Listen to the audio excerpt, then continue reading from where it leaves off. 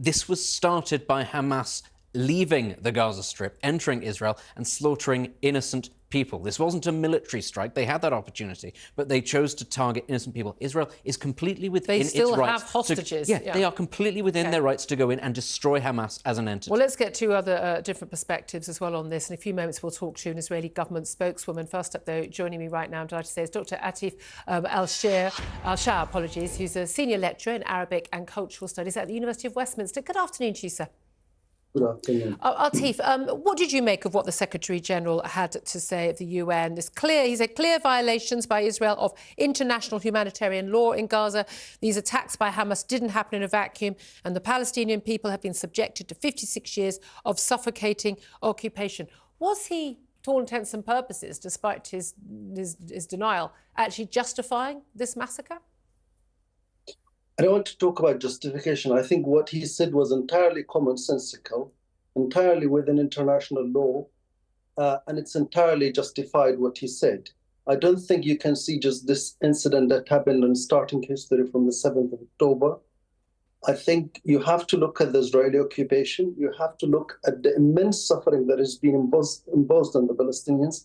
And I entirely disagree that the framing of the conflict can only be that Israelis have been killed, whereas thousands and thousands of Palestinians have been killed before.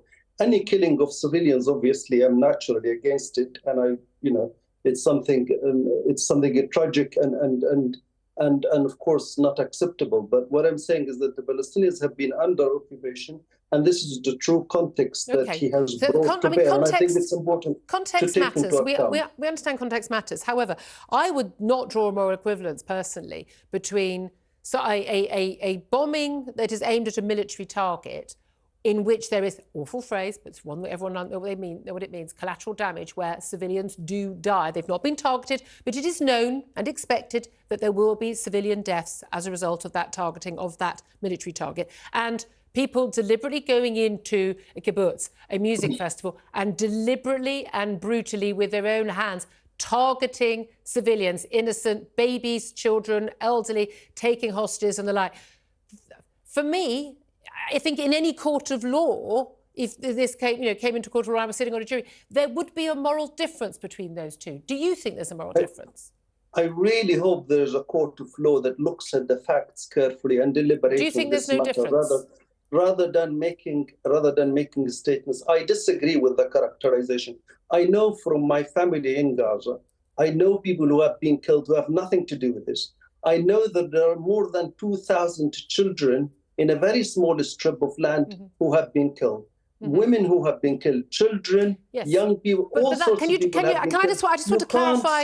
I want to clarify your answer to that question. I know that civilians are being killed, and we're all worried about civilians being killed. We don't want any civilians to die on either side. I just want to clarify. Did you say then that you don't think there is any difference morally between a child dying as a result of what Israel does and a child dying as a result of what Hamas terrorists do? Any child dying is a very tragic thing. I don't dispute that. That's not my question. But the point is, you can't really equate the Israeli army, the Israeli occupation is using terroristic methods. You can't talking about. So I just want to. I'm so sorry to interrupt you, Atef. I just want to clarify. You're saying that if a child ends up dead, there's no moral difference to the way in which they die and the reason, whether they were deliberately targeted or whether they were unfortunately caught up. I mean, morality. Any action against a civilian is immoral, from whichever party it comes. That hopefully we agree on that. But I'm saying you can't be moralistically selective and say that the onus of morality is only on the Palestinians. No, but I didn't say that. Atef, I wouldn't need to interrupt you if you could actually answer. Stick to the questions I'm asking. I'd be so grateful. I don't mean to interrupt you. I want you to have your say. I didn't say that. I'm asking for morality on both sides. Lots of people would argue that actually there's a requirement of the international order by many critics and commentators for a much higher level of morality from the Israelis. Now, I would say I would expect that from a democratic government over a terrorist organisation like Hamas. I want to clarify, sir, you're saying you do not believe there is any moral difference between someone cutting their head off or shooting a baby in their cot, as Hamas did, and we know that happened. There's not a question about that. There's video evidence of it and witnesses. And a child tragically dying because they were in the neighbouring apartment block when a military target is attacked with a missile by Israel, and that child also dies. Both are awful and tragic. I don't see both of those things as the same moral equivalence. Are you saying you do, yes or no? You are talking about the morality.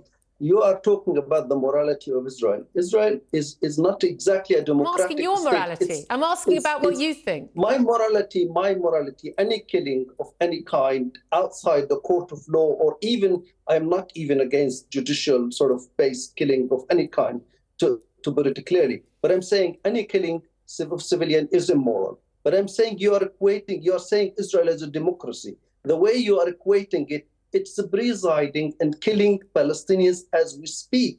It's an occupying power. It's not exactly How is it occupying Gaza if they're not in Gaza?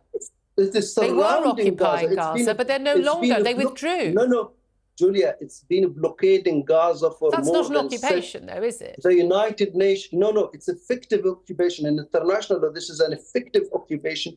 The United Nations General is absolutely right. There is a suffocating occupation, and people need to be aware of it. Here's the thing.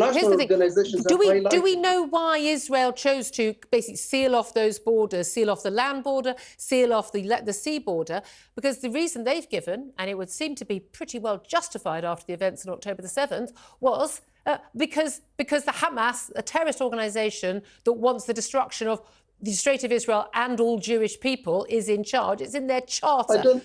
And therefore, they are safe. They are protecting themselves. If Hamas wasn't in charge, if there weren't any terrorists in Gaza, they'd open the border and everything would be fine, surely.